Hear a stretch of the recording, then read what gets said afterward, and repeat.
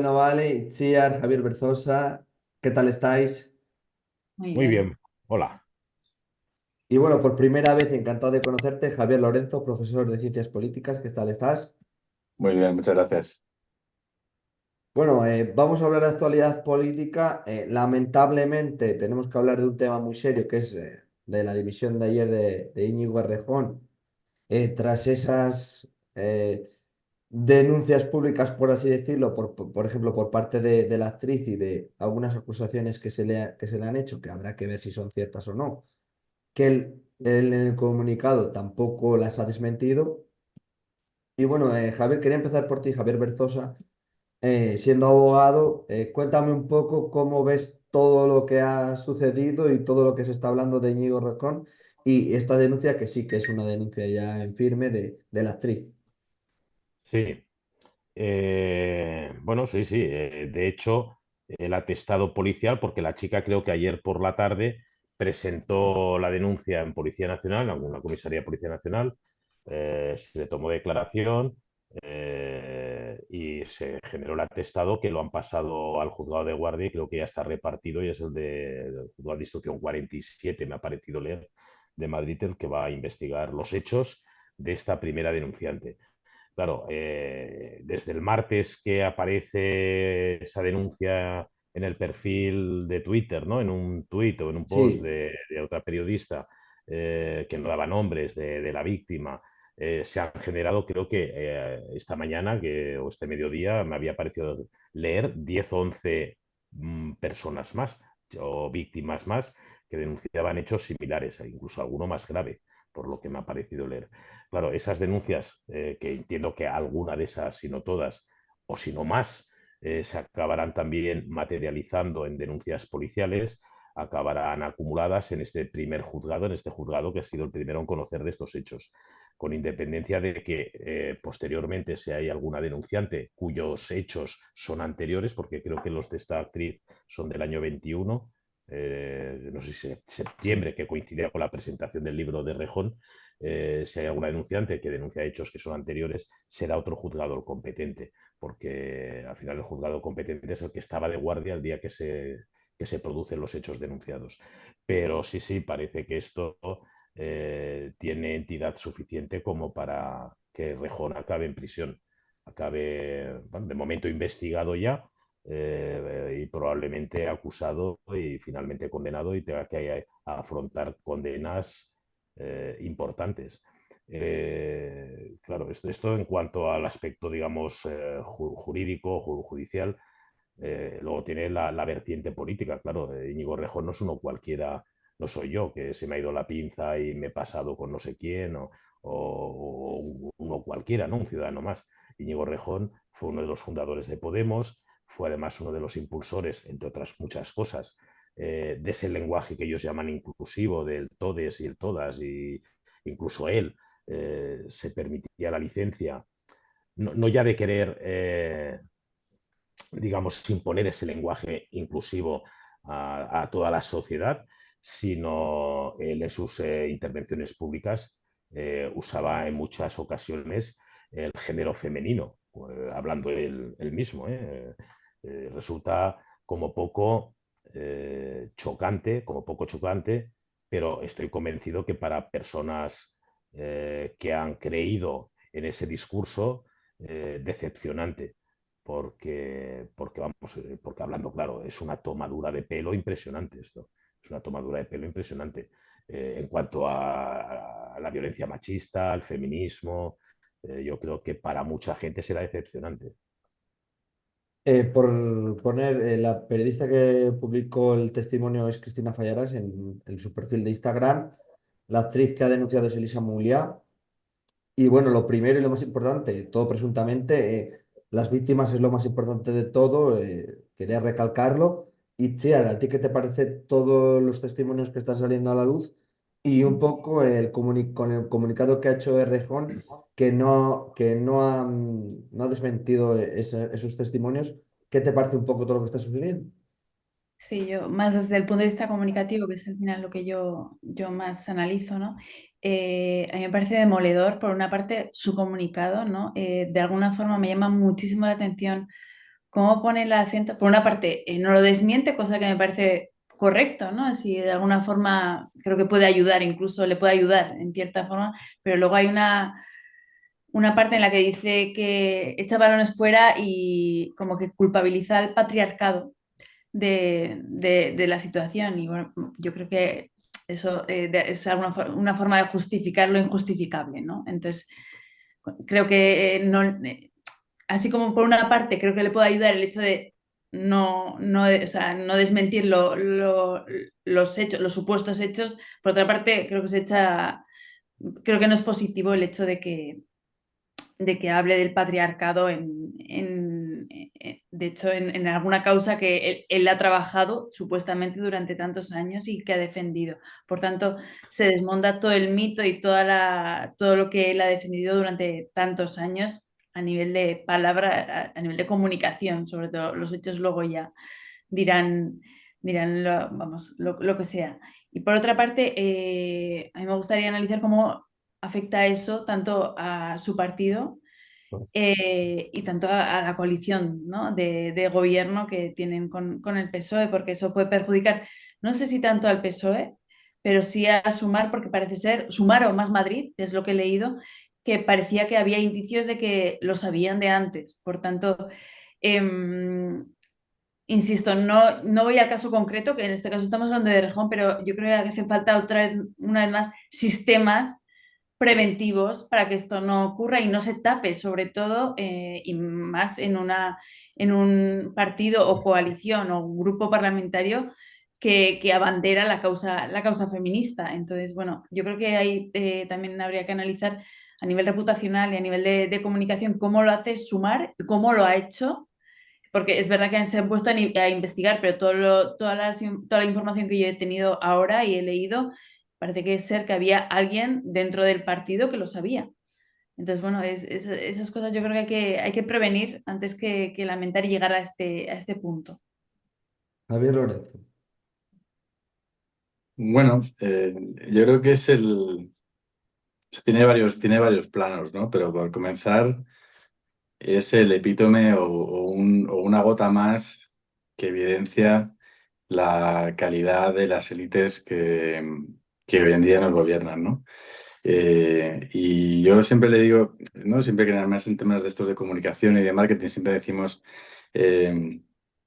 pues las fuerzas, ¿no? Las iniciales o las 5 características que debe tener un candidato, las 5 características que debe tener un líder. Pues en este caso, las élites que tenemos hoy en día, y hablo de élites para englobar a todos aquellos que están como representantes y que se erigen en representantes de determinadas ideas o determinadas convicciones.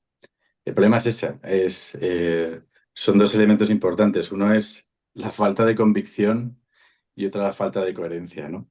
Y este es un caso más que evidencia la falta de convicciones y la falta de coherencia. En este sentido, por un lado, la falta de convicción, porque al final construimos unas élites que se aprovechan de determinadas circunstancias, ya no sean medrar dentro de los partidos y de las estructuras internas de los partidos para alcanzar las cuotas de poder, o bien aprovechar el movimiento social o de fagotizar determinadas situaciones o sensibilidades en un momento social crítico, como fue la fundación de Sumar, de Podemos y de Más Madrid, que recogían pues, un agravio, un descontento, una insatisfacción con otros partidos políticos, etcétera, etcétera, sin falta de convicciones. Y las faltas de convicciones nos llevan pues, a no tener acuerdos, a esta situación de la polarización, a esta situación extrema, a la situación de discursos banales o huecos y a plantear discursos que ni siquiera aquellos que los eligen y los emiten se los creen, ¿no? Y esto es una dinámica muy peligrosa que llevamos muchos años ya llevamos muchos años con ella, no solo en España lamentablemente, sino también en muchos otros muchos países, en muchas democracias avanzadas. Y es un peligro que a mí me hace reflexionar a nivel general de hacia dónde vamos, ¿no? Porque esa falta de convicción genera muchos conflictos y muchas frustraciones y muchas malas decisiones y muchas malas políticas. Y es lo que también este es un poco el resultado de esto, ¿no? Y por otro lado, la falta de coherencia. Es decir, cuando no tienes convicciones y no tienes... Convicciones no significa que tengas unas ideas fijas y que no las puedas cambiar. Convicciones en el sentido de que tú tienes una idea, una visión de Estado, unas políticas que tienes que lanzar y que crees firmemente en ellas y que estás dispuesto a negociar o discutir o argumentar con otras fuerzas políticas que tienen otras convicciones. El problema es que cuando no tenemos muchas convicciones muy claras, pues esto sucede, ¿no? Y por otro lado, la falta de coherencia en el discurso y en el hacer, ¿no? Yo creo que esa falta de coherencia, pues la vemos, a veces la castigamos y otras veces estamos tan inundados de faltas de coherencia que las dejamos pasar una tras otra, ¿no? Aquí se ven las dos caras clarísimamente en este caso, pero como en otros muchos que hemos visto, no solo de este tema, sino creo que luego hablaremos también de Ábalos, etcétera. Es decir, Sí. ahí tenemos para aburrir, por desgracia, todos los días tenemos noticias de esta.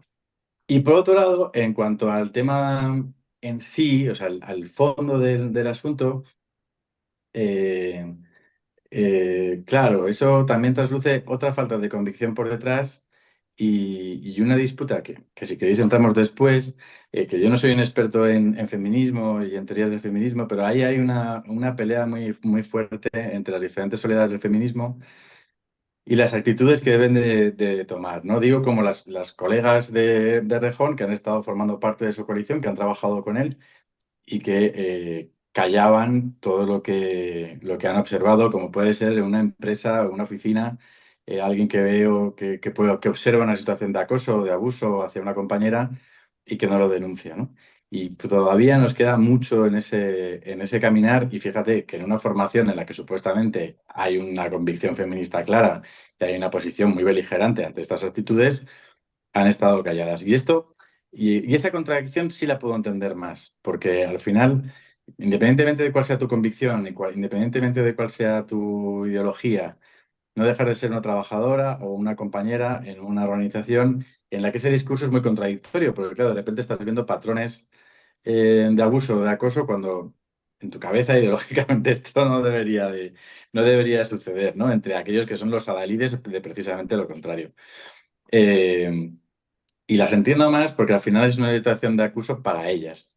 Y es una situación muy incómoda. Algunos han denunciado, he leído por Twitter y por algunas redes, que qué valientes, que ahora que sale una salen todas. Bueno, pues es una reacción natural que la hemos visto en muchísimas ocasiones, en muchísimos otros casos, como el del productor norteamericano, etcétera. O sea, en muchísimos casos en el que una vez que alguien toma la valentía de dar el paso adelante, emergen nuevas circunstancias, ¿no? O sea, nuevas situaciones de estas. Lo que me preocupa más o lo que me llama más la atención es que esas personas, que esas compañeras de trabajo o colegas, o en fin, personas que han trabajado con este señor, eh, no lo hayan podido hablar o no hayan encontrado esa valentía que también genera una tensión, porque al final, si ellas están animando dentro de su formación, sobre todo, han sido muy beligerantes con denunciar, etcétera, que no hayan tenido ese coraje de que lo difícil que es, ¿no? Para darnos cuenta de lo difícil que es que aun creyéndote el discurso y siendo beligerante con ese discurso y estando muy a favor, cueste tanto psicológicamente y emocionalmente a esas personas, a esas mujeres, haber denunciado o haber dado el paso de denunciar con anterioridad. Es que posiblemente, perdón, posiblemente Javier, justamente por ocurrir alguno de esos abusos o agresiones en ese ámbito de esos grupos políticos que tienen ese discurso o que tienen esa política como bandera, justamente eso lo debe hacer más difícil, Claro. justamente por la incongruencia. Hombre, yo que en mi día a día, pues como abogado penalista, encaro pues, situaciones de agredidas sexualmente, generalmente soy acusación. Bueno, generalmente no, siempre suelo ser acusación porque no defiendo a violadores o bueno, cada uno tiene sus, sus- Límites. sus líneas y la mía es esa, ¿no? Y cuando he defendido a alguno, justamente ha sido porque previamente he llegado yo a la convicción, igual que terrorismo o asesinos. Si he defendido a algún terrorista o acusado de terrorista o asesino, acusado de algún homicidio o asesinato, ha sido porque previamente yo he llegado a la convicción de que era inocente y he peleado esa inocencia y he conseguido trasladar esa convicción pues, a la sala, a los magistrados y han salido absueltos. Pero lo que iba a decir es que las víctimas tienen miedo a denunciar. Generalmente el 80-90% de las víctimas no denuncian. Ujú. No denuncian. Primero porque la vergüenza en el entorno más inmediato, que es el familiar. Si tienen pareja, pues el del marido, los padres, los hermanos, los hijos. Eso es lo primero. Luego el laboral. Y luego si tienen alguna trascendencia pública porque se produce, y yo he llevado algún caso de estos dentro incluso de mi partido, eh, esa trascendencia dentro del seno del partido. Si ha pasado entre dirigentes del partido, dirigentes del partido, justamente hay un freno mayor. Porque, claro, bueno, La relación de poder. y esto en el momento inicial de formular la denuncia. Son muy valientes esas mujeres que lo hacen. Fíjate, y fijaros que esta actriz lo ha hecho 3 años después de los hechos, justamente 3 años después, septiembre-octubre, 3 años después. Parece mucho. Bueno, es lo justo para evitar la prescripción, además, posiblemente del delito, pero es que hay que ser muy valiente para hacerlo. Y el que otras se sumen, pues bueno, pues que es que funciona así. Si se atreve una, se atreve otra. Y probablemente si hoy sabemos o somos conocedores de 11 denuncias, no digo policiales, en redes o sociales, que es donde se han producido, de 11 personas más, probablemente esas 11 son simplemente las representantes Protestantes. de otras tantas o 10 veces más. Ujú. Y ahora me viene a la cabeza la mujer francesa cuyo marido y sus cómplices están siendo juzgados en Francia. Ujú. Creo que han sido 56 los que están siendo acusados de esas personas que a través también de redes sociales contactaban con el marido y violentaban a la mujer, ¿no? Pero la policía sabe que fueron muchas más, que fueron muchos más hombres los que se prestaron a ese juego. Claro, requiere de un ejercicio de valentía en ese primer momento inicial de la denuncia, pero es que después hay un segundo ejercicio de valentía por parte de estas víctimas, que es cuando llega el momento del juicio, de la vista, del juicio oral, el día del juicio, porque Claro. se vuelven a revictimizar. Yo ayer por la noche justamente pues tuve una primera reunión con una clienta y sus padres, porque es una chica joven pues que tenía 20 años cuando sucedieron los hechos. El juicio está señalado ahora para el día 6 de noviembre y es una agresión sexual, ya veremos si consumada o no, pero además con un homicidio intentado. Oh. Bueno, pues esta chica, yo, pese a que la notificación, la citación para el juicio la tenía desde finales de mayo, no fue hasta hace una semana que se lo dije a ella y a los padres, justamente para evitar la situación en la que otra vez vuelve a estar, depresión, miedos, después de hacer terapias durante un montón de tiempo. Bueno, es que es muy complicado. Estos delitos de verdad que son tremendos, vamos, son tremendos. Y hay que ponerse en el pellejo de la víctima. Y eso, que también tengo que decirlo, que en muchas ocasiones o en algunas ocasiones no todas las denuncias son ciertas, no todas las denuncias son veraces, ¿eh? Porque también hay me sabe mal decirlo, Itziar, no, pero hay mujeres que se aprovechan y denuncian, sobre todo en el ámbito de la violencia de género, ¿eh? Denuncian agresiones sexuales también, no solo violencia física o maltrato psicológico para tener el dominio de esa separación o de la ruptura de la pareja, sino también agresiones sexuales. Me Entonces, consta, no, claro, me entonces, consta y he bueno, conocido casos, sí, claro que sí. claro, algunas de esas denuncias acaban siendo falsas o pueden ser falsas y acabar no descubriéndose la falsedad de esas denuncias. Es un mundillo un poco complicado, el jurídico. Y luego, pues el político, pues lo decía Itziar, ¿no?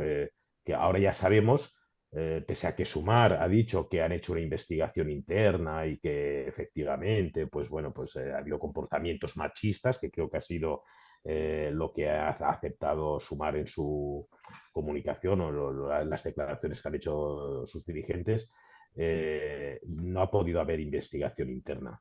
O sea, yo que también conozco el aparato de los partidos, la investigación interna consiste como mucho en la llamada que hace Yolanda Díaz el martes por la noche, cuando tiene conocimiento o es informada por sus asesores de que hay un tuit de esta periodista, de esta otra periodista, que recoge unos hechos que señalan directamente con nombre y apellidos a Íñigo Rejón, Susana Díaz, como mucho, o le guasepea o le llama, no lo Yolanda. sabemos, le llama, eso han dicho, pero a saber, si ni siquiera hay llamada, pero bueno, comunica la noche del martes con Íñigo Rejón y dice, Íñigo, ¿qué cojones es esto? Porque esto funciona así. Y Íñigo le dice, bueno, ya sabes, tal, porque incluso creo que hoy Pablo Iglesias ha dicho, bueno, sí corría algún rumor, estamos hablando de los inicios de Podemos, corría algún rumor ahí en la sede, no sé qué. Bueno, era una práctica habitual de este depredador sexual, si se acaba confirmando, de Sí, este sí, yo lo presunto que he depredador. escuchado Efectivamente, yo lo que he escuchado es que era un secreto a voces, que lo sabía todo, o sea, todo el mundo en el mundillo político que era conocido no solo el tema sexual, sino su adicción a ciertas sustancias. O sea, Sí, yo sí. sinceramente ahí me ha chocado, ¿eh? Para mí, y mira que vivo en Madrid, me muevo en el ambiente político porque es parte de mi trabajo. Para mí ha sido un choque, bueno, es de la última persona que me la esperaba, sinceramente. Pero Ah, parece que todo el mundo ahora empiezas a tirar de hilos y de contactos que tienes dentro de Podemos, Sumar, tal, y no, Y no, lo esto sabía era todo el mundo. conocido. Y yo digo, pues si Secreto a era voces. conocido, ahí el partido podía haber tomado medidas preventivas mucho antes, creo yo. No, ahora que seguramente lo conectemos con el caso Ábalos, yo siempre pongo el mismo caso. No sé si os acordáis del caso este de la mujer del alcalde de Pozuelo, que también fue muy sonado, que además es colega porque es politóloga, es que no recuerdo ahora su nombre. Eh, ¿No? Cuando salían en los juicios yo no sabía nada, ¿no? Y llegaba tu marido cada 3 meses o cada mes con un coche de lujo a casa. Mira, cuando estás en una organización, yo que trabajo en una universidad y es una organización grande, sabe las cosas, es decir, sabes el que es infiel a su pareja, en fin, Bueno, estas cosas se saben porque tú lo ves, porque tenemos ojos todos, ¿no? Y en una oficina donde se trabaja mucho tiempo y muy compartido todo, porque al fin y al cabo la universidad pues es una especie de dial donde cada uno está en su islita, pues quizá no tanto, pero en una organización, en una empresa, desde luego, y en las organizaciones políticas, que es muy intensa, que se trabaja muchas horas juntos, que se viaja, etcétera, todas estas cosas se saben. O sea, yo que también he trabajado alguna vez en organizaciones políticas y en gobiernos o administraciones institucionales, y además en el caso de Podemos, como todos salieron de mi facultad, donde yo estudié en la Complutense, pues algunos han sido coetáneos en estudios o casi, con Errejón coincidí solo un año o dos, pero le conocí. Entonces, hay cosas que no te sorprenden porque ya lo sabes. Una cosa es que la intuición, y otra cosa es la claro. certeza, que es una cosa muy diferente. Una cosa es que Exacto. tú puedas ver indicios, gestos, situaciones que te llaman la atención o que puedes pensar, uy, que no deja más de ser un cotilleo con otro colega de...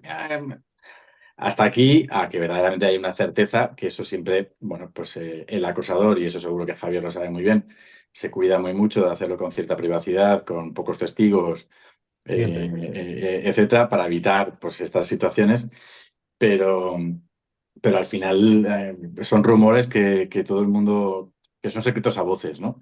Y a mí no me ha sorprendido mucho el caso de Rejón, No, pero claro, en cualquier caso, al final, claro, es lo que tú decías, ¿no, Itziar? Que al final, o sea, comunicativamente, cuando tienes una situación de crisis, pues asumir con una cierta transparencia o con una cierta honestidad esa crisis está bien. Lo de lanzar balones fuera contra el patriarcado es fascinante, pero es fascinante como muchas veces cuando leemos declaraciones de estas, y seguro que ahí Javier seguro que tiene casos para contar y aburrir en juicios y en sala, que se dicen unas maravillas. Al final el rey desnudo se cree que va vestido, es decir, tienen una sensación de tanta impunidad Unidad. Sí, sí, sí. en el propio discurso, porque estás tan acostumbrado a esto y te lo han tutelado tanto y te lo han aprobado, te lo han dejado pasar tantas veces, que al final lo has considerado como algo aceptable y normalizable en ti mismo. Entonces no estás viendo el mal y dices, no, bueno, pues yo tampoco lo hacía con maldad, ¿no? Entonces ahora la culpa es del patriarcado, o la culpa es de las drogas, o la culpa es de mi infancia porque mis padres no me dieron besos.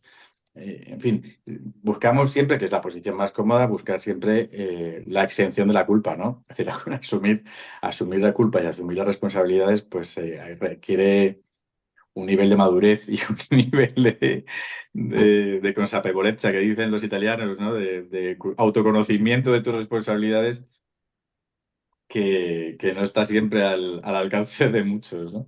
Lo que pasa, el pájaro este además ya apuntaba a maneras, con independencia del tema sexual, puramente sexual, como personalidad o carácter complicado, ya apuntaba a maneras. Hace unos años, no sé si fueron 3, eh, tuvo el incidente por el que fue juzgado con un señor mayor que tenía los cáncer de colon o no sé qué, bueno, una persona mayor que por la calle le increpó una noche en Madrid, Mm. yendo él con sus escoltas y el tío le pegó un patadón y lo dejó ahí en el suelo. Y bueno, y luego aún pedía más, que se lo tuvieron que llevar los escoltas, ¿no? Como diciendo, acércate si tienes huevos. Claro, esto denota una personalidad ya complicada, violenta, Además, agresiva. Javier, Y creo que le pidió una foto, no le increpó, creo que le pidió una foto. pues El todavía peor. señor, peor todavía, o sea, le dijo Todavía que peor. no y Claro. creo que Y fue eso no así, lo, ¿eh? O sea, si no me claro, equivoco. y eso Todavía no lo peor, justifica, claro, todavía peor, pienso, y todavía eso no, mucho peor, no lo claro. justifica ningún estado, ni de que se haya pegado el tío 5 gin tonics, ni 4 rayas No, de no. yeso, nada. Eso no, es injustificable. Y bueno, y luego la mecánica que hemos conocido por la declaración misma, la declaración ya policial de esta chica, de la actriz, perdón, de la actriz, hombre, es que este pájaro actuaba como el mismo Christian Grey. O sea, este era las 51 sombras de Grey. O sea, tal y como la recoge con el coche, imagino que con los escoltas o el coche oficial, ostras, el tío ya le dice, esta noche van a haber 3 reglas. La primera, no te puedes separar de mí más de 3 metros, no sé qué. La segunda, si te tienes que separar, hasta 20 metros máximo y tienes que volver inmediatamente. Y la tercera, esta noche te tengo que besar. Y ya en la primera ocasión, el pájaro le dice, y por cierto, como yo soy el dominante aquí, el amo, como soy el amo, la tercera me la salto ahora mismo, ¡pam! Y ya la soba en un ascensor y la magrea de arriba abajo. Hombre, este personaje, seguramente por esa impunidad que genera la habitualidad con la que seguramente lo estaba haciendo, sin llegar a extremos de agresiones sexuales, en su forma de ser, en su día a día, el trato con las compañeras de partido, con alguna empleada del partido, o sea, trabajadoras del partido, claro, periodistas que cubrían crónicas en el Congreso, en la Asamblea de Madrid. Claro, es que este ya lo tenía normalizado y cuando uno normaliza el delito, al final acaba cayendo, porque llega un momento que o alguien te denuncia o te pillan, siempre. Y es lo que suele pasar siempre con los delincuentes reincidentes. Se instalan en la habitualidad, que la convierten en normalidad, ellos lo interiorizan como que no me van a pillar y lo que hago pues no es tan malo y no pasa nada, lo justifican, se autojustifican y acaban siempre palmando. Siempre, siempre, siempre. Los delitos sexuales contra la libertad sexual o los delitos económicos, porque aquellos, y si vamos a hablar luego de Ábalos o de quien sea, da igual, es que claro, llega un momento que vendían mascarillas hasta, bueno, por todas partes, hasta, bueno, donde fuera, porque ya era normal. Una vez que empiezan y ponen la máquina en marcha y la rueda empieza a girar, ya lo ven normal. ¿Cómo les va a pasar nada? Si además lo hacen desde los ministerios o desde un ministerio. ¿Cómo les va a pasar nada? Y el que lo impulsa, lo tolera, lo consiente o participa o lo encubre, resulta que es la mano derecha del presidente del gobierno. ¿Qué les va a pasar? ¿Qué les puede pasar? Nada. Y al final resulta que es lo más preocupante de todo esto, que acaban siendo los medios, entre comillas, interpretando que las redes sociales no dejan de ser un medio nuevo del siglo XXI, pero acaban siendo los canales de comunicación o de información, incluidas las redes sociales o algunos medios informativos o de comunicación periodísticos, los que denuncian los delitos. Y esto no es nuevo del siglo XXI, esto pasaba también, ha pasado siempre, ha pasado siempre. Pasó con el GAL y no había Internet, ni siquiera existía Internet, y siempre acaba siendo la prensa la que acaba poniendo por lo menos encima de la mesa los ilícitos que puedan cometer los políticos, básicamente los políticos. Bueno, de eso, Era una... de eso, Sí, de eso, de eso Itziar seguro que sabe, porque al final uno de los roles principales de los medios de comunicación es ese, es el control, ¿no? La supervisión y el control del poder, ¿no? es lo El que cuarto falta en poder. España, controles y garantías al final al poder, que al final se les olvida que son servidores públicos que están a nuestro servicio y que tienen que estar faltan controles y garantías sobre el poder y es una etapa, algo pendiente desde la transición, que acapararon los partidos políticos, acapararon mucho poder en aquel momento necesario para que no descarrilara y que no la transición y que fuéramos hacia la etapa democrática. Pero claro, ahora tiene que soltar el lastre de alguna forma y falta ese capítulo pendiente de controles y garantías. Y entonces, la prensa, en la medida en la que puede, porque también ahí podríamos hablar de la publicidad institucional, la prensa Bueno, y los bueno, medios viven de lo que viven. claro, Entonces, claro. eh, entran otras variables. Lo que sí me alegro es que siempre estamos demonizando muchas veces las redes sociales. Las redes sociales en este caso han sido fantásticas porque es lo que ha permitido una denuncia tras otra. No sé si sean verdad o no, pero bueno, hay indicios de que, entonces, en este caso, están sirviendo para poner sobre la mesa ciertas cosas en la agenda, ¿no? Claro, o sea, yo creo que, o sea, los medios de comunicación siempre han tenido, en función de los, bueno, y esto es meterme en camino en la tierra de Itziar, perdona, pero siempre han tenido diferentes roles y hay diferentes comportamientos de los medios o de escenarios mediáticos en función del sistema político y donde se engarzan, ¿no? Porque, bueno, tenemos la filosofía más anglosajona, que sí que es mucho más controladora del poder público y además tiene un rol muy activo desde el principio, siempre ha sido muy beligerantes contra ellos.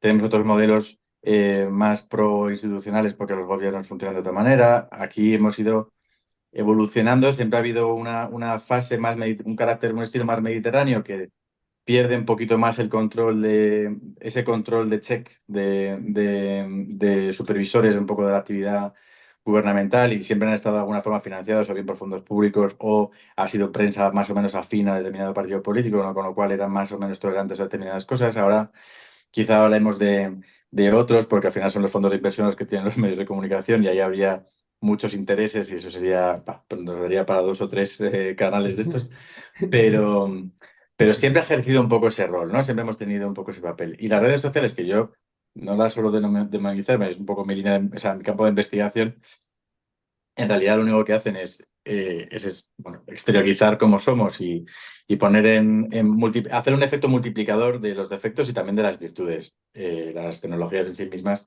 pues no nos condicionan, bueno, los algoritmos nos condicionan un poco más, pero la tecnología en sí no nos sesga, no nos hace ser manipuladores, ni violadores, ni generadores de odio. Simplemente nos permite manifestar con un altavoz mucho más alto y de una forma más masiva determinadas opiniones en el momento. Pero esa instantaneidad que también nos dan, y en este caso ha sido una ventaja porque te permite llegar con voz a algo y hacerlo viral, que de la otra manera hubiera sido mucho más encubierta en una sentencia, pero en una denuncia en un juzgado, hasta que eso llega a la opinión pública, hubiera sido mucho más proceloso.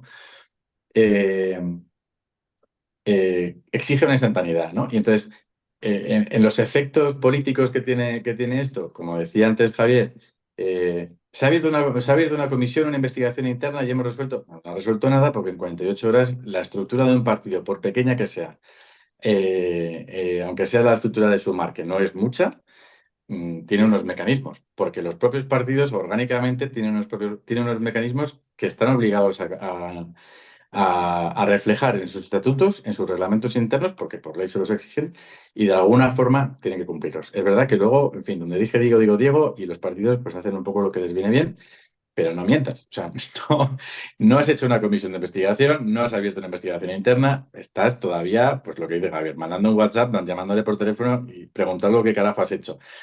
Pero todavía no has establecido, no has llamado, no has convocado. Es verdad que en ese sentido los grandes partidos, el Partido Popular, el Partido Socialista, Izquierda Unida en su momento, etcétera, o Convergencia o Junts, en fin, partidos que tienen una tradición más de aparato, más estructural, más de gobierno, tienen unos mecanismos, unas comisiones de garantías, unas comisiones de asuntos internos, etcétera, que tardan mucho más en salir adelante, ¿no? El problema de esto es que con la misma instantaneidad que aparece se diluye. Es decir, eh, ya da igual el juicio, o sea, que estas denuncias públicas se conviertan todas en denuncias judiciales, que luego pase a una instrucción que se juzgue, la justicia va no lenta a lo siguiente, y la instantaneidad de estas redes sociales y la instantaneidad que muchas veces estos políticos se ven, en lugar de tomar una cierta calma y de reflexionar sobre la cosa, intentan dar una respuesta automática porque eso creen que es lo que va a satisfacer, no es como la inyección de dopamina. Te doy un chute de azúcar y te tranquilizas o te relajas o cubro tu necesidad instantánea y mañana estamos hablando de otra cosa, de lo que sea, del proceso, de Ábalos o de lo que toque.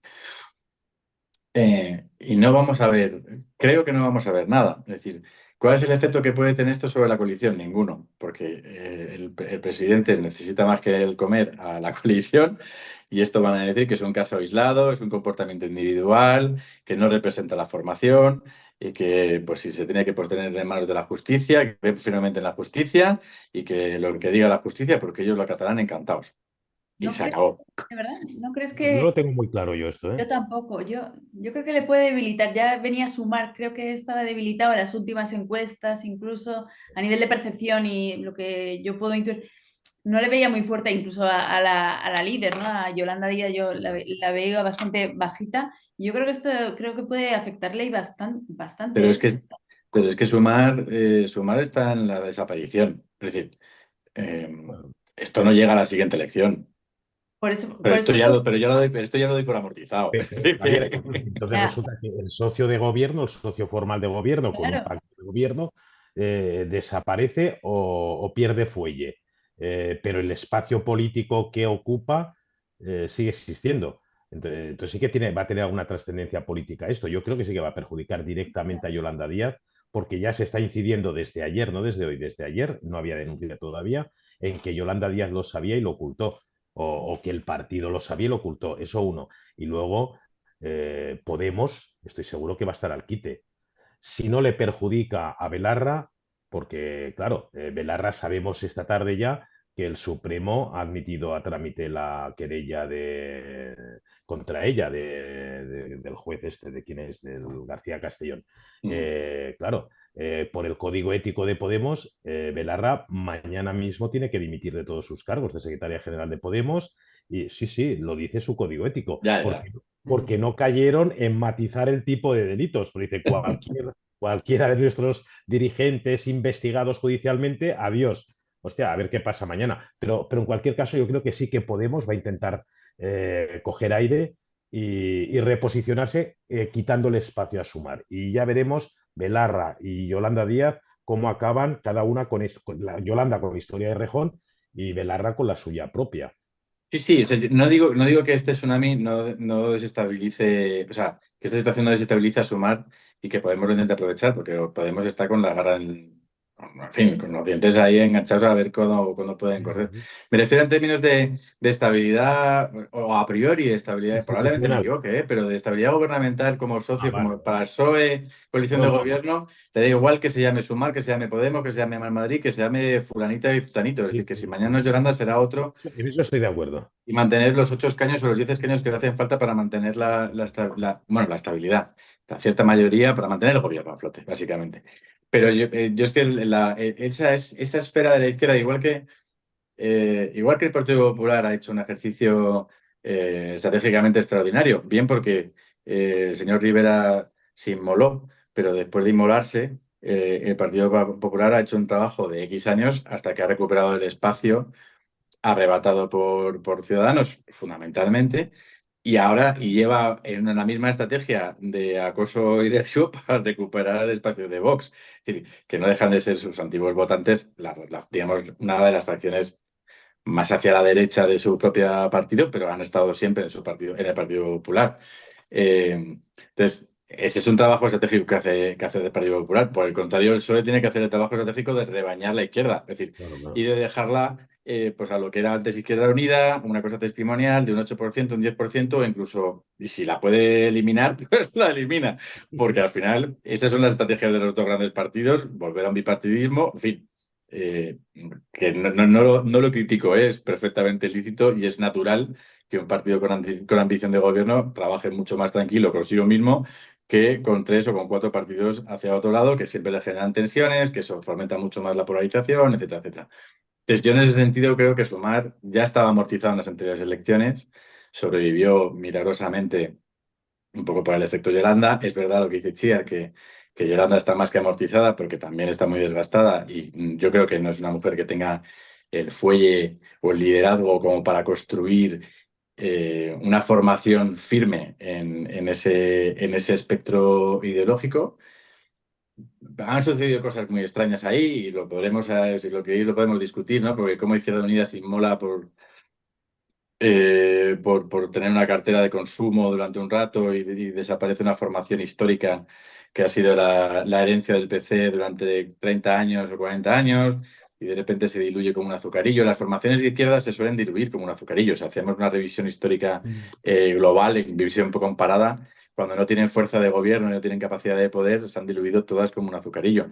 Y en Francia o en Italia, donde el Pichí ha sido en fuerzas súper fuertes durante muchísimos años, han desaparecido con un vainazo. O sea, no han durado, no han resistido ni siquiera un pequeño golpe. Yo creo que esta pelea intestina de las izquierdas, pues veremos otras formaciones u otras subformaciones en la telenovela de este espectro ideológico que no va a acabar aquí, ni mucho menos. En ese sentido sí que lo creo, pero como lo veo muy amortizado, y claro, tienes tu razón, no había caído también en el asunto de Vergara, son formaciones que están tan basadas en el personalismo. O sea, es una contradicción, porque son formaciones, una contradicción o no, son una contradicción porque son formaciones que se supone que vienen de los grassroots movements o de los movimientos sociales o los movimientos asociativos y ciudadanos, es decir, que son construcciones muy de abajo arriba. Sin embargo, están construidas en un personalismo y en un liderazgo unipersonal muy fuerte. O sea, ¿no? Si algunos que tenemos alguna edad y que hemos estudiado algo de historia, la foto esta de Stalin con todos los eliminados del Politburó, ¿no? Y a todos los mató. Pues es muy parecido con la foto de Podemos. Ya no queda nadie de esa foto de Podemos. En la nueva Podemos o ahora Podemos, pues ya si Belarra tampoco, Irene Montero está en Europa, quedan muy desdibujados.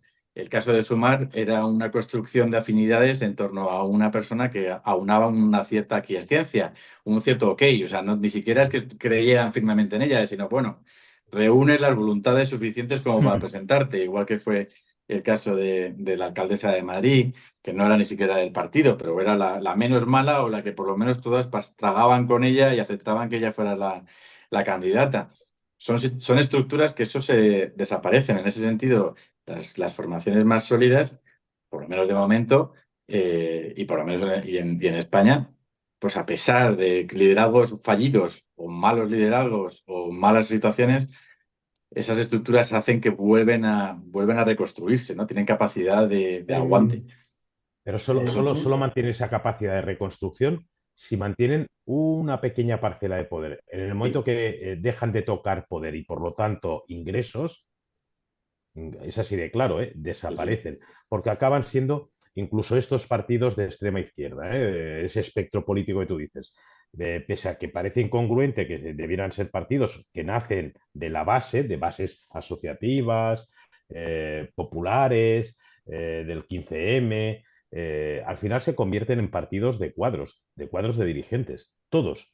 O sea, y los únicos dos partidos, porque es así, a nivel nacional hablo, que tienen una masa importante de afiliados, o sea, que son partidos con afiliados, son el Partido Popular y el Partido Socialista Obrero Español. Todo lo demás son partidos de cuadros, de dirigentes. Y aquí en Cataluña también teníamos un ejemplo, en gobierno además, que era Unió Democràtica de Cataluña, que era un partido que no estaba ni siquiera federado con Convergencia, pero que era una coalición electoral y que pactaban sus listas electorales y siempre tenían gente, se convirtió en un partido de dirigentes, de cuadros, no tenía afiliados. Unión no tuvo apenas afiliados nunca. Mantuvo sus dirigentes colocados en cargos durante los 23 años de los gobiernos de Puyol, y a la que eso se fue al garete, desapareció prácticamente. Y los que seguían teniendo o vocación política o no tenían otros recursos para buscarse la vida, como por ejemplo me viene ahora a la cabeza Espadaler, pues se reubicaron, unos hacia el centro izquierda, el PSC, como y otros, pues bueno, y otros igual se han mantenido en lo que quedaba de esa coalición electoral que era Convergencia y Unión, que fue Demócratas, ahora es el PDeCAT, o Junts, ahora es Junts. Bueno, se han reubicado.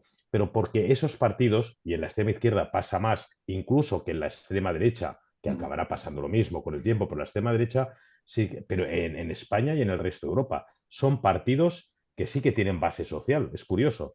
Sí. Y muchas de estas manifestaciones que vemos son convocadas, si no por Vox, por organizaciones o asociaciones también ubicadas en ese espacio político, y son capaces todavía de movilizar gente en España, en Italia. Bueno, en Italia están gobernando además. Entonces, tienen más vocación de perdurar grupos de extrema derecha que los de extrema izquierda. La extrema izquierda además siempre ha sido más caínita, pese a la adoración al líder por ese culto estalinista, comunista, porque al final son comunistas, esa adoración al líder, acaban cayendo. Van renovando líderes, pero es que acaban desapareciendo en el mismo momento en que dejan de tocar poder y por lo tanto dejan de percibir ingresos para mantener la estructura del partido, que no deja de ser una estructura de colocación de cuadros en el poder. Si no hay poder, ya no hay nada que colocar. Pero A mí bueno. me viene a la cabeza justo con lo que has dicho. Ahora estoy en el País Vasco, estoy en San Sebastián, que soy de San Sebastián. Eusko Alkartasuna, escisión Bueno, del PNV del 86.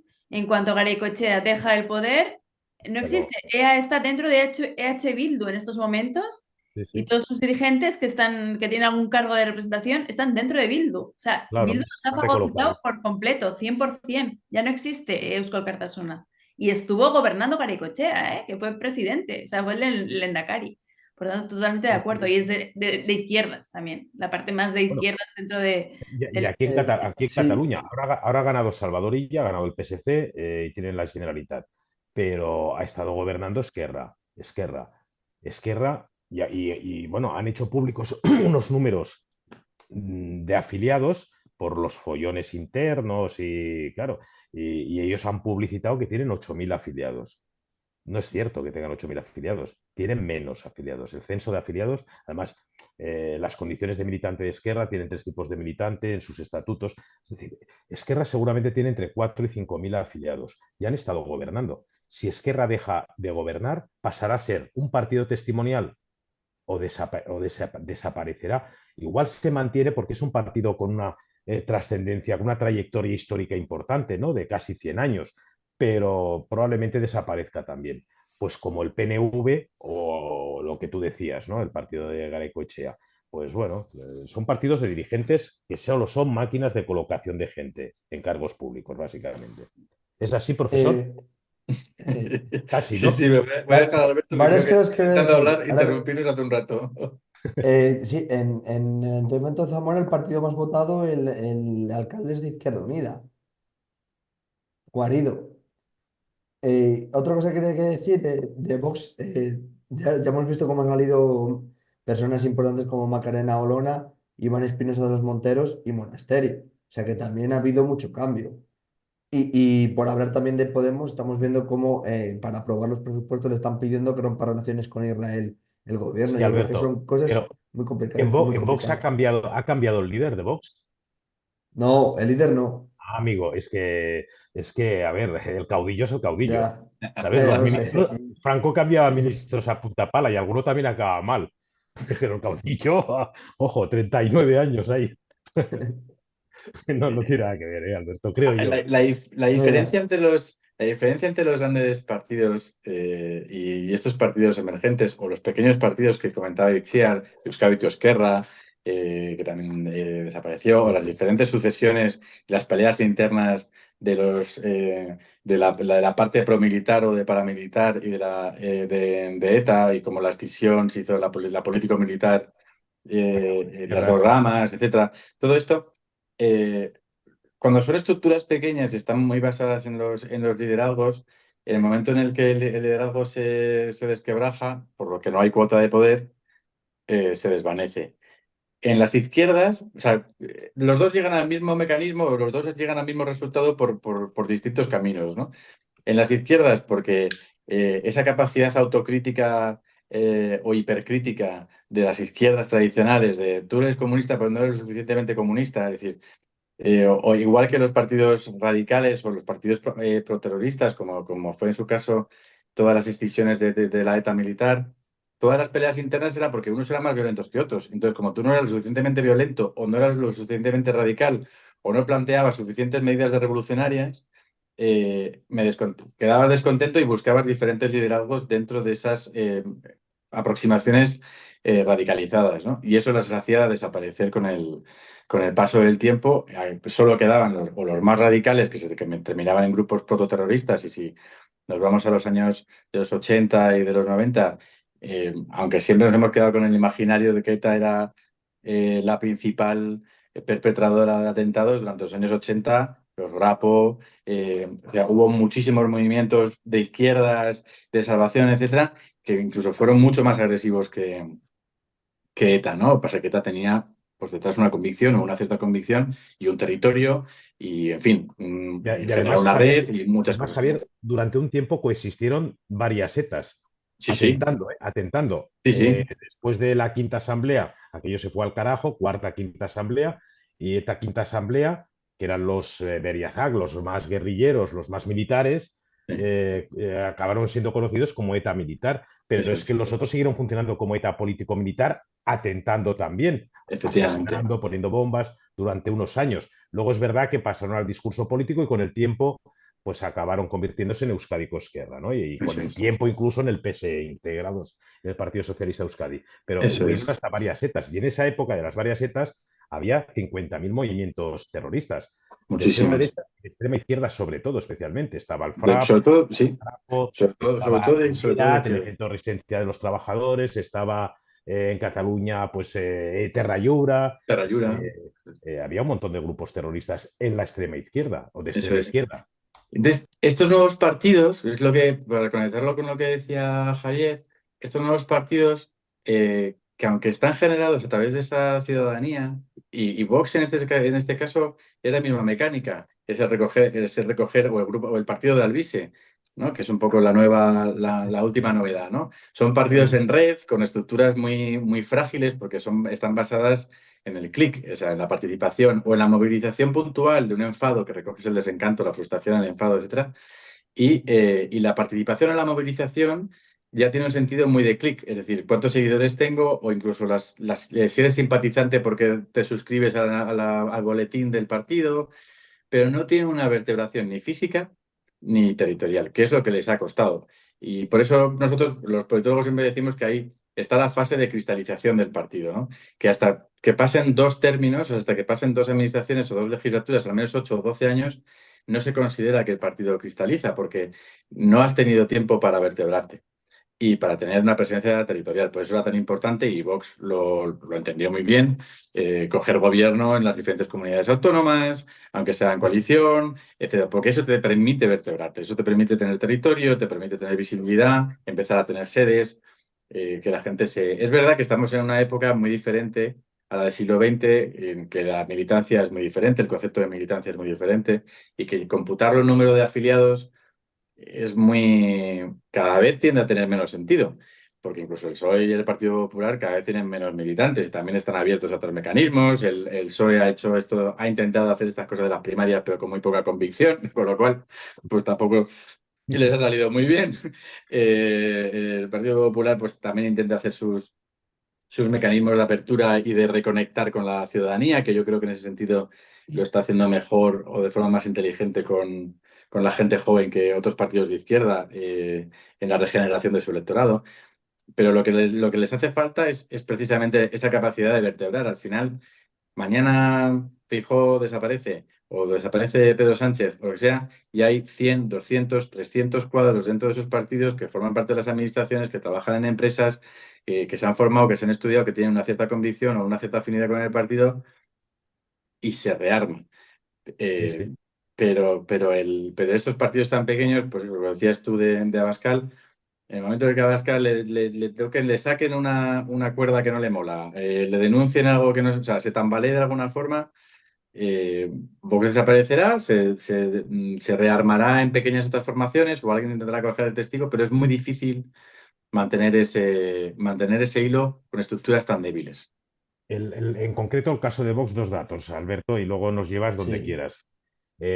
Vox se crea en el 14, no es hasta el 18, cuando consigue, a partir del 18, mejor dicho, cuando tiene representación en instituciones por primera vez en diciembre del 18, en las elecciones andaluzas, cuando tiene ingresos suficientes para generar una implantación territorial, porque sin implantación territorial no hay partido. Eso es uno de los requisitos, ¿no? Eso de la cristalización que dices, uno de los requisitos es la implantación territorial. Y otro dato, eh, yo cuando tenía responsabilidad del Partido Popular de Cataluña y era el defensor del afiliado, el síndic del afiliat, una de mis competencias era justamente controlar las afiliaciones. El Partido Popular presumía, no sé ahora ya porque estoy desconectado, presumía de ser el partido con mayor número de afiliados de España. Bueno, cuando yo hice revisar el censo de afiliados del partido en Barcelona en concreto, resulta bueno, no voy a decir la mitad, porque me abre un expediente el Comité de Derechos y Garantías y en un mes, que tarda un mes, estoy frito. Pero no la mitad, pero había un porcentaje significativo de personas fallecidas. Otro porcentaje muy significativo de personas que no pagaban cuota. Y una de las obligaciones para mantener la condición de afiliado en cualquier partido es el pagar la cuota que se establece en estatutos o en vía reglamentos o lo que sea. Es decir, que del censo de afiliados del Partido Popular en Barcelona en concreto, que fue la revisión que hice, y luego me dijeron, no sigas mirando o no sigas remenando, hostia, pues prácticamente se quedaba en la mitad. Pero es que yo en mi municipio también lo había hecho previamente, en Alella. Y para ser un municipio que no llegamos a 10.000 habitantes, teníamos 120 y tantos afiliados de Unido. Claro, resulta que me pasó lo mismo. Y es cuando luego, cuando tuve la responsabilidad a nivel más territorial, más amplio territorialmente hablando, quise hacer lo mismo. Vamos a limpiar esto porque esto es un cachondeo. Porque estamos manejando unos censos de afiliados que no son reales. Y además generando gasto. Porque Bueno, en base a ese censo de afiliados, todavía en el 2011, 2012, 2013, 2015, cuando tuve esa responsabilidad, se generaban correos en papel, encima generando un gasto. Claro, se mandaban a gente que había palmado hacía tiempo, o gente que no querían saber nada y el partido no pagaban cuota y estaban cabreados con Rajoy o con quien fuera. claro. Bueno, Pero pues eso pasa a en nivel de todos los marketing y partidos. comunicación, eso tira. Y decir que tienes 8.000 cuando tienes 4.000, pues Claro, 8.000, claro, bueno, pues yo me sumo a la ola. ¿Cómo no me voy a sumar? No claro. importa que no paguéis, uno más para la lista y para poder comunicarlo. O sea, eso Pero, es pero, al pero final. fíjate, Itziar, que aunque fuera cierto el dato este de Esquerra de sus 8.000 afiliados, que serán 4.000, y habría que ver si no menos, ¿eh? Y de los 4.000, si son 4.000, no todos ejercieron su derecho de voto, en fin, esas cosas que pasan también los partidos, porque como yo he estado en el aparato del partido, Pero, sé perfectamente cómo funciona mi partido, por lo menos.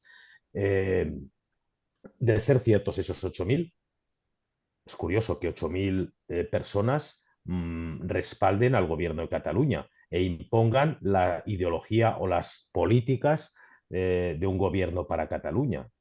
De ser cierto los 8.000, pero es que siendo 4.000 todavía más. presentable. El sistema de representación política en España, bueno, en España, en todas las democracias, y aquí el politólogo lo sabe mejor que yo, lo sabría explicar mucho mejor que yo. Pero esto es un concepto que hay que revisar urgentemente, igual que el de la prensa como cuarto poder, igual que de los resortes o los recursos de control del poder político, que aquí en España, con la transición, como tú bien dijiste antes, pues bueno, pero se establecieron algunos, entre ellos el más importante, el Tribunal Constitucional, siendo además cúspide de todo el ordenamiento jurídico, toda la interpretación del ordenamiento jurídico, resulta que ahora, 30 años después, o 30 y tantos años después, o 40 años después, está totalmente corrompido o mangoneado por el poder ejecutivo. Claro, si es que, pero es que el de representación a través de los partidos políticos como único cauce de representación de la voluntad de los ciudadanos no funciona. Es una opinión, esto es una mera opinión. Yo creo que habría que revisarlo, ser un poco ingenioso, artista, y buscar otros cauces que complementen el de solo los partidos políticos, sabiendo que nuestros partidos políticos funcionan de esta manera y además, básicamente, tienen tendencia a aquellos que lo representan a trincar el bote en hocilla y pringarse en hocilla hasta las orejas, vamos, de trincar. Por ir Suena cerrando, bien. si quieres, vamos terminando con el tema de Ábalos y del informe de la OCOICHIAR, que hace que no te escuchamos bastante rato. ¿Qué te ha parecido y qué posición crees que deja Pedro Sánchez teniendo a uno de los pesos pesados que fue en el partido de Ábalos? Hombre, a nivel de imagen y reputación, como hemos dicho antes, yo creo que no le beneficia, pero bueno, es una más que tiene Pedro Sánchez, otro frente abierto, ¿no? Uno es el de su mujer, sea cierto o no, el de Ábalos, le perjudica, pero está en el poder. no tiene por qué convocar elecciones, es un superviviente, para mí es un estratega de los pies a la cabeza, no por eso estoy diciendo que estoy de acuerdo con él, sino que es muy listo, sabe manejar los tiempos como nadie, también a nivel comunicativo lo hace bien, por tanto, le perjudica en estos momentos sí, pero como antes ha dicho Javier, pues hay tantas cortinas de humo, tantas noticias una tras otra. Hace una semana estábamos, bueno, una semana sí, hablando de los trenes, ¿no? De lo que pasó en Madrid, el AVE, ahora estamos con el Rejón, todo se mezcla. Mientras tanto, el presidente sobrevive. Y hace 3 semanas con Bárbara Rey y el rey. Ah, es verdad, es que ya está, Esto claro, claro, es es que un no parar, esto es no para. un festival. Efectivamente, que le perjudique a nivel reputacional sí, pero a nivel de gobernabilidad en estos momentos no tiene por qué convocar elecciones. No veo factible una moción de censura, sinceramente, porque Junts, PNV y Vox no van a entrar en el juego, por mucho que el PP lo plantee o Vox lo plantee. Entonces, lo veo inviable en ese sentido. Esa es Javier mi Lórez. postura. Javier Lórez. Pues estoy muy de acuerdo con lo que ha dicho Itziar. Al final, fíjate, al final de lo que estamos hablando es todo de cosas pequeñas. O sea, no estoy diciendo que la corrupción sea pequeña, ¿eh? Pero estamos hablando de si la mujer tiene la cátedra o no, de tal. Si Ábalos financió las mascarillas o no sé qué. La foto de Bárbara Rey con el rey emérito, que nos importa ya, es una cuestión más generacional o más de cotilleo rosa político que otra cosa. Eh, Ahora lo de Rejón. Mañana es otro caso. Pero no estamos hablando de las grandes políticas, no estamos hablando de la economía, no estamos hablando de la visión de Estado, no estamos hablando de la transformación digital, no estamos hablando de hacia dónde vamos, si el paro es si el paro, si la salud. O sea, las grandes políticas no se discuten. Nos tiramos, nos estamos constantemente tirando, nuestras élites están constantemente tirando pullitas de casos pequeños que van casi más a lo, no voy a decir a lo personal, pero a lo barrio, a lo bajero. No veo a Feijóo, en este caso, haciendo como líder de la oposición, criticando al presidente de gobierno o proponiendo un plan alternativo de economía o discutiendo sobre cosas profundas que verdaderamente afectan. O sea, a mí me preocupa mucho más que el presidente siga diciendo que nuestra economía es muy fuerte, que crece muy bien, cuando el nivel de renta por hogar ha bajado casi un 15%. Pues oiga, no podemos ir tan bien si estamos todos empobrecidos, si hay una diferencia en la desigualdad social cada vez más grande. Pues estos son los problemas. Y de esto, al final, tenemos una lluvia constante de cortinas de humo que nos impiden ver el bosque, ¿no? Entonces, a mí eso es lo que me preocupa. Dicho esto, que es una reflexión así sin más, como pataleo si queréis, eh, lo de Ábalos, pues es que como el presidente actuó del libro, lo expedientó, lo intervino, lo expulsó y le quitó la militancia, pues poco más que, o sea, esto no es que le resbale. Eh, es que no le hace ni siquiera una mini muesca, ¿no? Le afecta mucho más lo de su mujer, por el hecho de ser su mujer, evidentemente, o sea, también por la parte emocional. Eh, pero si es que Ábalos es que es un fenotipo. O sea, Javier, que ha estado en la organización política, lo sabe. Hay gente que es gente de partido, son animales de partido. Y son un perfil necesario dentro de los partidos, tal y como están configurados a día de hoy. Es gente que si tiene que matar, entre comillas, a colegas, manejar votaciones, atraer votos de un lado o del otro, lo va a hacer. Entonces, si tú tienes ese perfil, con mucha probabilidad ese mismo perfil, o sea, los mismos atributos que has buscado o que has encontrado en él para hacer determinado trabajo, les habilita para hacer otros trabajos. Entonces hay que darse una vuelta. Evidentemente, y yo que también he trabajado en algunas administraciones, hay cosas que no pasan sin la firma de alguien. Y hay cosas que no pasan sin el visto bueno de alguien de arriba. Entonces, eh, blanco y en botella. Podemos seguir dándole todas las vueltas que queramos, pero lo que es, porque al final es lo que decíamos antes, la sensación de impunidad no te evita la realidad, que es que estás haciendo algo ilegal. Y lamentablemente, La diferencia que veo más en España con respecto a otras democracias avanzadas no son tanto los mecanismos de garantías o de controles que nuestro sistema judicial o nuestro sistema de control parlamentario políticos entre los tres poderes se establezcan, que también, o sea, hay cosas muy mejorables, sin lugar a dudas, y que se pueden afinar. Es sobre todo el propio reconocimiento de la culpabilidad y la honestidad o la coherencia política de cada uno. Es decir, en Alemania hemos encontrado un canciller que plagió su tesis. No digo que le faltara el tiempo, pero a la semana o a las 2 semanas que aquello se demostró válido, el tipo presentó su dimisión. No hubo que hacer ningún algarabía. Aquí, pues hay que estirar el chicle, porque no asumimos nuestras culpas. Y eso, pues, también te lleva a una reflexión de cuál es el apoyo social que tienen ese tipo de comportamientos. Lo que sí que sabemos por estudios, por muchos estudios que hemos hecho, es que la corrupción no castiga. O sea, socialmente la corrupción no está castigada electoralmente. No penalizamos ese tipo de comportamientos. Nos indignamos en este momento, pero mañana vamos a seguir votando, vamos a comportarnos electoralmente igual. Entonces, hay otros mecanismos, otras preferencias que nos hacen, que hacen balancearla más, pero entonces, si socialmente no está castigado, no está mal visto defraudar Hacienda, no está mal visto cometer determinadas corrupciones y no está mal visto que un presidente o que un líder político cometa un ilícito o no está del todo mal visto, pues tampoco podemos tampoco podemos exigir demasiado. Bueno, chicos, no sé si queréis añadir algo más, si no, yo creo que por hoy el debate ya hemos debatido bastante y otro rato, si queréis otro día, comentamos más temas de actualidad, ¿vale? ¿Veis? Perfecto. Pues sí, por mí lo dejamos aquí y otro día hablamos más, ¿vale?